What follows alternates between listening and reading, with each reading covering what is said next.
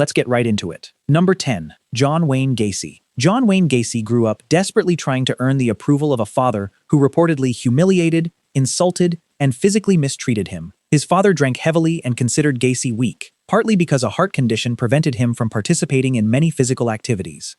No matter what the boy did, it never seemed good enough. Gacy continued chasing his father's approval, attempting to prove that he could become strong, successful, and respectable. He also later claimed that a trusted adult behaved inappropriately toward him when he was young. Gacy said he remained silent because he believed his father would blame him instead of protecting him. As he grew older, he became extremely skilled at hiding insecurity behind humor, confidence, and charm. He built businesses, became involved in local politics, organized community events, and entertained children while dressed as a clown. To neighbors, he appeared dependable. To politicians, he appeared useful. To vulnerable young men, he appeared trustworthy. That respectable public image became his greatest disguise. After receiving legal punishment for an earlier offense, Gacy returned to public life and rebuilt his reputation instead of changing his behavior. He became more secretive, more manipulative, and increasingly obsessed with controlling people who had less power than he did. He eventually began inviting young men into his home, using promises of employment, money, or friendship. The child who spent years feeling powerless grew into a man determined to control every situation. But his childhood did not force him to become a killer. Gacy repeatedly chose to use the trust he had earned as a weapon. The clown costume was never the most frightening disguise. The respectable community leader was. Number 9. Jeffrey Dahmer. Jeffrey Dahmer's childhood is unsettling because there was no single dramatic event that neatly explained the person he became. From the outside, he appeared to grow up in a relatively ordinary middle-class household. Inside the home, however, his parents' marriage was unstable, arguments were frequent, and Dahmer gradually withdrew from everyone around him. When he was young, he developed an unusual fascination with dead animals. He collected bones and remains found near roads and in wooded areas. His father, who understood chemistry, once showed him how animal bones could be cleaned and preserved. At the time, it appeared to be scientific curiosity. Nobody realized that Dahmer was becoming far more comfortable around remains than around living people. He privately examined animal bodies, experimented with chemicals, and reportedly created a small collection of bones. As he entered adolescence, the conflict inside his home intensified. Dahmer became increasingly isolated, began drinking heavily, and struggled to form genuine emotional relationships.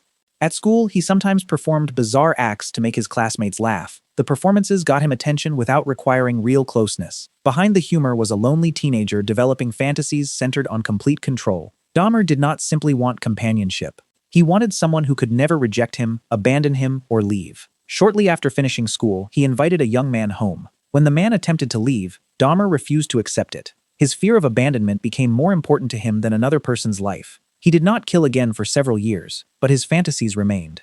When he resumed, they became increasingly organized and extreme. Dahmer's fascination with animal remains did not automatically make him a murderer. The decisive change came when he stopped seeing other people as human beings and began treating them like objects that existed only to satisfy him. Number 8. Henry Lee Lucas. Henry Lee Lucas grew up in extreme poverty inside a home filled with violence, humiliation, and instability. His mother, Viola, reportedly drank heavily and exposed her children to inappropriate adult situations. According to accounts of Lucas's childhood, she frequently insulted and physically mistreated him. He claimed that she sometimes forced him to wear girls' clothing to school, knowing that other children would mock him. Home offered no protection from the bullying. It simply gave him another place to be humiliated. When Lucas was young, one of his eyes became badly infected after an injury.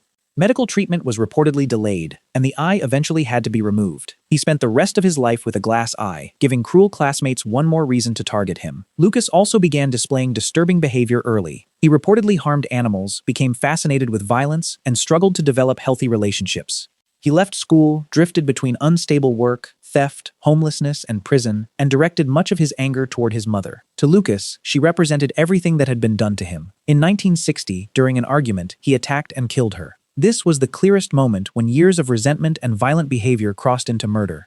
After leaving prison, Lucas continued drifting and later killed again. He eventually became famous for confessing to hundreds of unsolved murders. There was just one problem. A huge number of those confessions were lies. In several cases, Lucas was in prison or hundreds of miles away when the crimes occurred. Investigators gave him attention, meals, travel, and access to case information, and Lucas discovered that claiming murders made important people listen to him. The ignored child had finally found a way to make police officers and journalists hang on his every word. Lucas was a killer, but he also became one of history's most notorious false confessors. He wanted the world to believe he was an unstoppable monster, and for a while, the world made the mistake of helping him build the costume. Number 7. Ed Gein. Ed Gein was raised on an isolated Wisconsin farm under the control of his mother, Augusta. She was intensely religious and taught Ed and his brother that the outside world was corrupt, that women were dangerous sources of temptation, and that sin was waiting almost everywhere beyond their property. Augusta discouraged friendships and kept her sons socially isolated from people she considered immoral. Ed became emotionally dependent on the same woman who had taught him to fear women. His father struggled with alcohol and had little authority inside the home, leaving Augusta as the central figure in Ed's life. As family members died, his world became smaller. His father died. His brother later died in circumstances that generated suspicion but were never conclusively proven to involve Ed. Eventually, Gein was left alone with his mother. When Augusta suffered a stroke, he cared for her until she died. Her death appears to have shattered the structure of his life. Instead of becoming independent, Gein withdrew further and became obsessed with women who reminded him of her. He began entering graveyards and removing the remains of recently buried women. Back at his farmhouse, he used human remains to construct masks, clothing, containers, and household objects. His behavior appeared connected to an attempt to imitate, reconstruct, or symbolically replace the woman who had controlled his entire understanding of life. For years, he secretly robbed graves without being discovered. Eventually, his behavior escalated from taking the dead to attacking the living. Gein was definitively connected to 2 killings, meaning he does not fit every modern definition of a serial killer. But what investigators found inside his home made him one of the most influential figures in horror history. He inspired elements of Psycho, the Texas Chainsaw Massacre, and the Silence of the Lambs. The child taught to fear women became a man obsessed with rebuilding them. Somehow, reality managed to produce a farmhouse more disturbing than anything Hollywood could have invented. Number 6. Albert Fish. Albert Fish's childhood was marked by death, separation, institutional cruelty, and a family history of serious mental illness. His father died when Albert was young, and his mother could not afford to support all her children. Fish was placed in an orphanage, where he later claimed that staff members regularly stripped, humiliated, and brutally punished the children. According to Fish, the repeated abuse changed the way he understood pain. He began connecting punishment with attention and eventually claimed that he learned to seek pain deliberately. Instead of teaching him safety or discipline, the institution may have taught him that suffering was a normal part of human relationships. Several members of Fish's family reportedly experienced severe psychiatric problems, and some were placed in institutions. As he grew older, Fish developed religious delusions, violent compulsions, and increasingly extreme forms of self-punishment. Outwardly, however, he appeared quiet, polite, elderly, and harmless. That appearance became one of his most effective tools. Families saw a soft-spoken man offering employment or assistance, not someone they needed to fear. Fish gradually redirected the pain he had inflicted on himself toward vulnerable children. He planned his actions, selected people who could not defend themselves, earned the confidence of their families, and concealed what he had done. Fish often described his compulsions as uncontrollable, but his careful preparation showed that he understood enough to avoid being caught. His childhood may help explain why pain became central to his thinking, but it does not remove responsibility. Many children survive institutional abuse without becoming violent. Fish became a killer when he deliberately turned private fantasies into planned attacks against innocent children. The harmless old man was not harmless.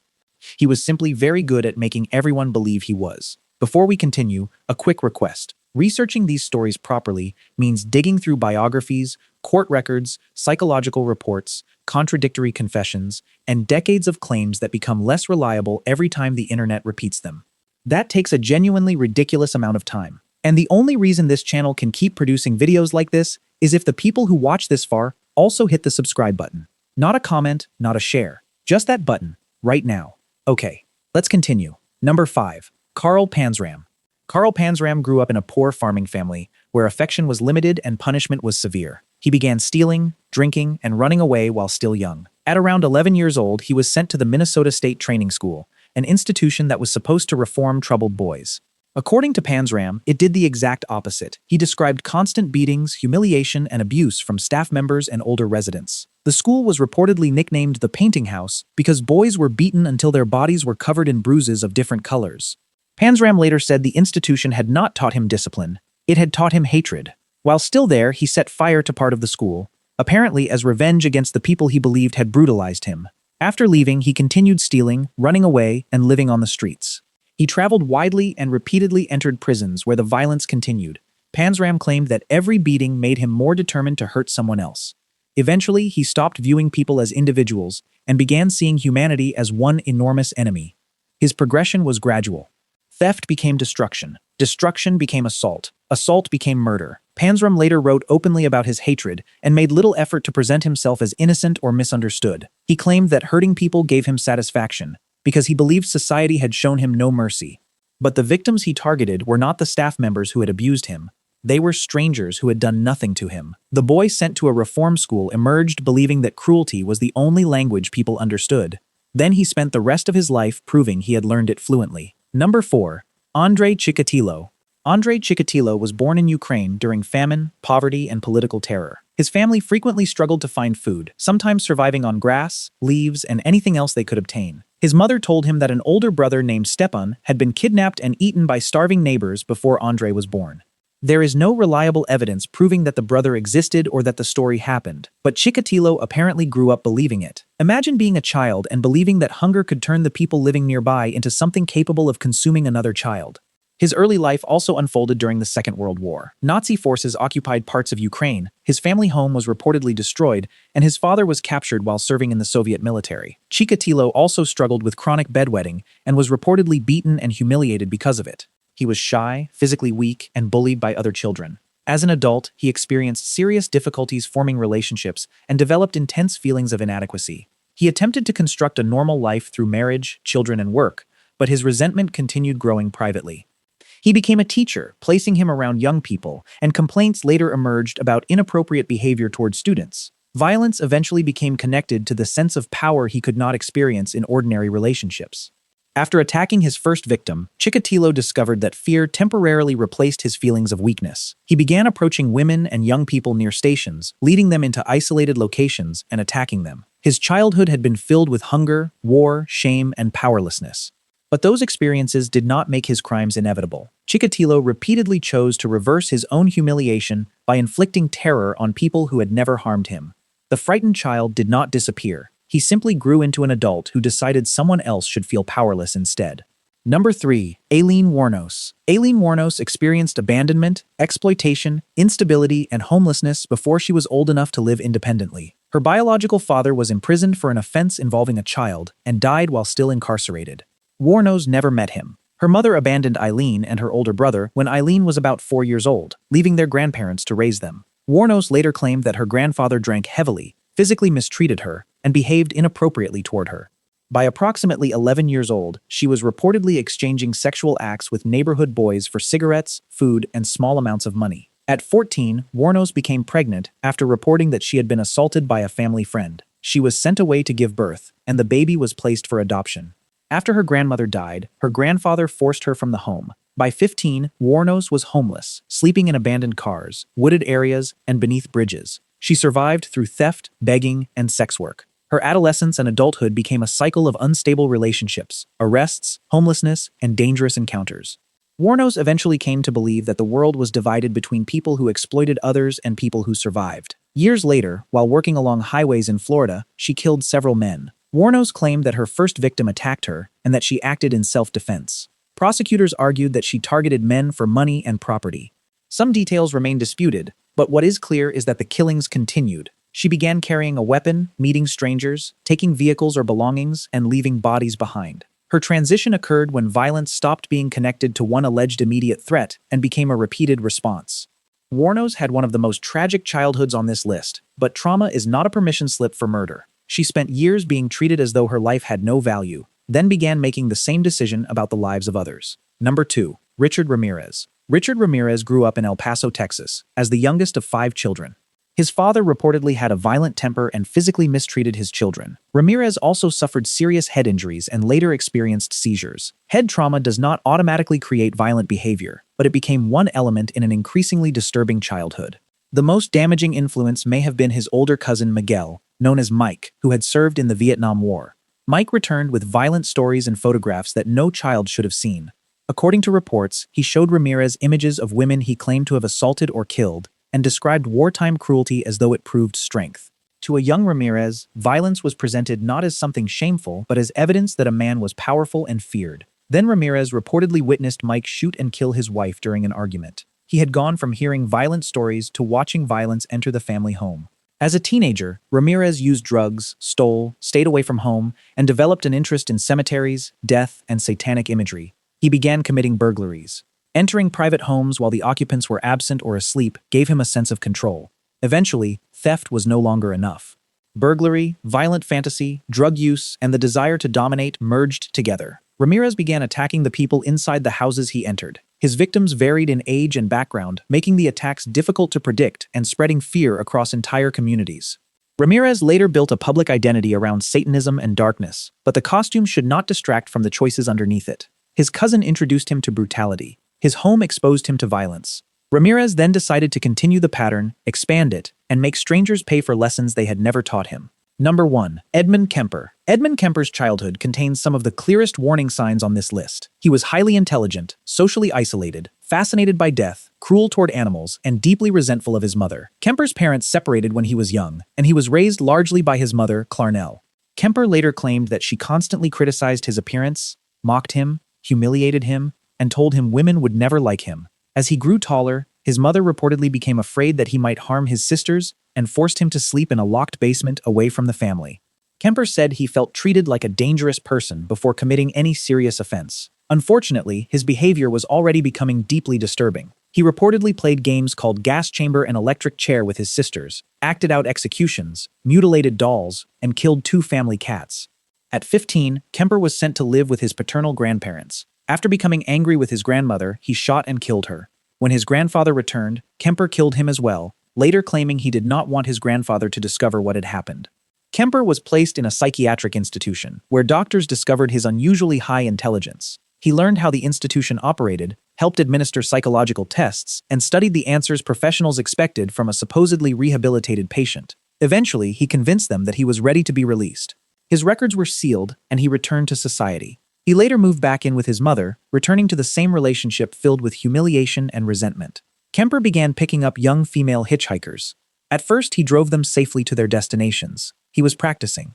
He learned how to approach strangers, make them comfortable, and decide how far he could go. Eventually, some of the women stopped reaching their destinations. His intelligence made him especially dangerous because he understood how to appear calm, helpful, and harmless. His final victims included his mother and one of her friends. He then contacted the authorities and confessed. Kemper's progression can almost be followed step by step. Violent games became cruelty toward animals. Cruelty toward animals became the murder of family members. Institutional treatment ended in release. Release was followed by calculated killings. The warning signs were not hidden. Professionals had already evaluated him after he killed 2 people. Kemper simply learned how to give them the answers they wanted. The most frightening thing about him was not that nobody had seen the danger. It was that the danger had been examined, documented, and released.